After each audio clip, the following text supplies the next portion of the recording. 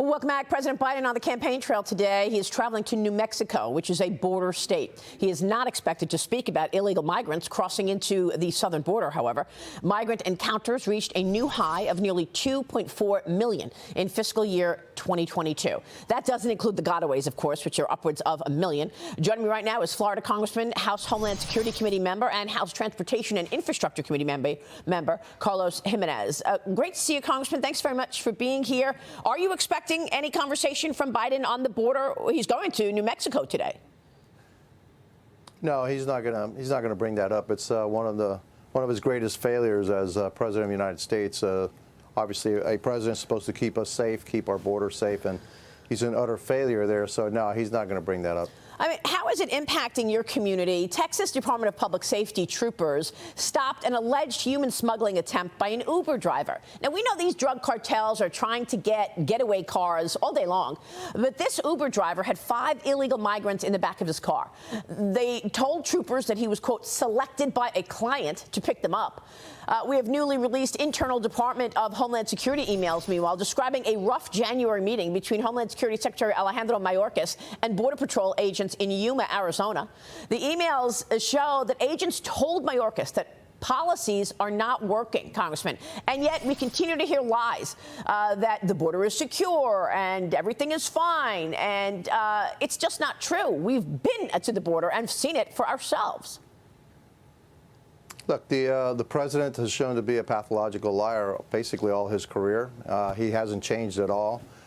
Secretary Mayorkas is following right in his footsteps. He's also a pathological liar, telling us that the border is secure while we see millions and millions of people crossing into the United States illegally. Then the ones that we apprehend, and the million or more than a million that have crossed the border that we haven't the faintest idea who they are.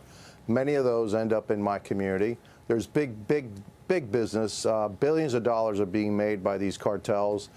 This entire human trafficking, network that stretches back into Latin America and actually across the world. And so, it's big business. They make big money. The president's an utter failure. Mayorkas has, the Customs Border Patrol agents have absolutely no respect for him because he doesn't have their backs. He doesn't listen to them. When the Customs and Border Patrol agents, they live in those areas that are being overrun by these migrants, and so they're putting their own families and friends, et cetera, at risk, and the secretary and the president do nothing about it. Yeah, I mean, voters are taking notice. We've got a new Quinnipiac University poll. It reveals that voters are more concerned about inflation than any other issue. I mean, everything is more expensive. 36% of voters saying that inflation is the most urgent issue facing the country today, Congressman. It's followed by abortion, immigration, crime, COVID-19. A lot of this also has to do with the wide open border. What can you do about it should the GOP take the majority in 5 days? Well, we need to pass laws that the president, needs to sign. I mean, look, we're going to have a problem as long as President Biden is the president, because the executive has tremendous powers, especially over his administration and the agencies. And so, but we need to pass, laws and put them on his desk and put them on notice. There are things that we can do through the power of the purse that our leader McCarthy said we're gonna take up right away. The first thing we're going to do is we're going to defund those 87,000 IRS agents, et cetera. But look, we want to reduce inflation by stopping this runaway spending that Congress has had in the last 2 years. That's number one. We need to have sound energy policies that restore American independence and actually have American dominance in energy around the world. We need to also give our parents, a Bill of Rights so that they know exactly, that they know and have a say in what their kids are being taught. Look, Maria, I know that the economic issues are number one, but I also think, something in my gut tells me there's more here. There's a cultural war that's about to start. We reject what, the far left is trying to teach us, teach our children, and taking us in a direction that most Americans do not want to go. So, yeah. The economy's big, but also what they're trying to do to us culturally and changing what America is about, that's also going to be big. And you're going to see it on Tuesday when they go in the privacy of their voting booth. they're going to reject what's been happening in America for the last 2 years. It's a good point, because education is also up there.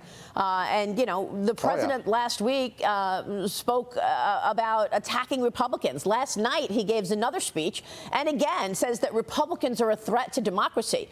I mean, this from the man who wants to pack the Supreme Court, who has politicized the FBI and the DOJ. And yet he says you and your colleagues are a threat to democracy. Well, listen, all you got to know is, you know, all you have to do, listen to the president very carefully. Whatever he is saying we're doing, he's actually doing. And so that's been his MO his entire you know, career. Whatever the mainstream media is saying that we're doing, they're actually doing. And so, you know what? The American people aren't dumb. The American people know exactly what's going on. And again, like I said, when they get into that voting booth on Tuesday and all the ones that have already shipped in their ballots, I think you're going to see a red tsunami. And it's not just about economic issues. It is about the culture and trying to change what America is about.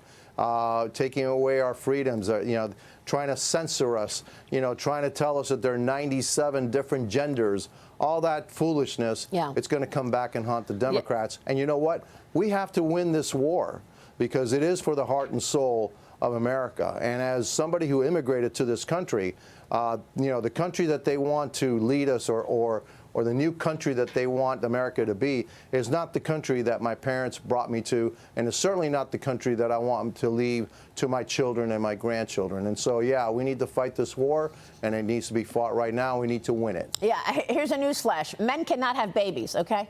So stop it.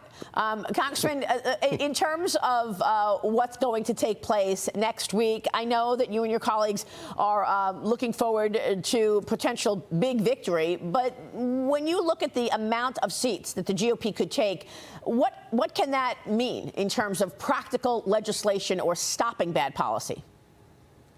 Well, remember, we can stop certain things, but in order to enact legislation, you also need the president at the end. They got to sign it. The president can also veto it. And so we need control of the House.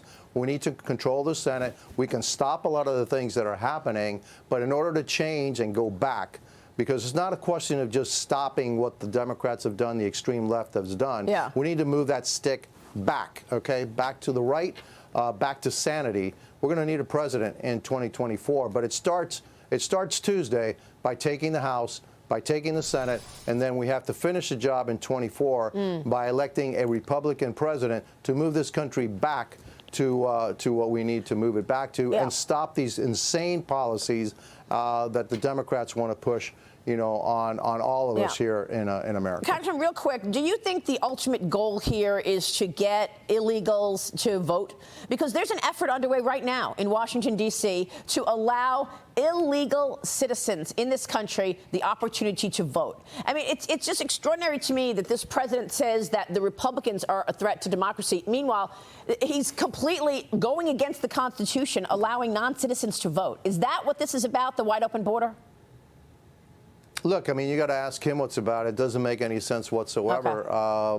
You know, yeah, I do believe that their ultimate goal is to start packing, you know, what they consider to be reliable Democrat voters for the future. But you know what? Most of them, a lot of them are Hispanics. They don't have the same value system that the Democrats do. You're seeing that right now as Hispanics are flocking to the GOP, and it may backfire on them. But you know what? You know, it's not right. It's illegal. It's against the Constitution. We need to have a secure border. We need legal immigration. That's not the chaos that we have at the southern border right now. And I think that that's probably what they're looking for, because it doesn't make any sense otherwise. All right. Congressman, it's good to see you. Thanks very much.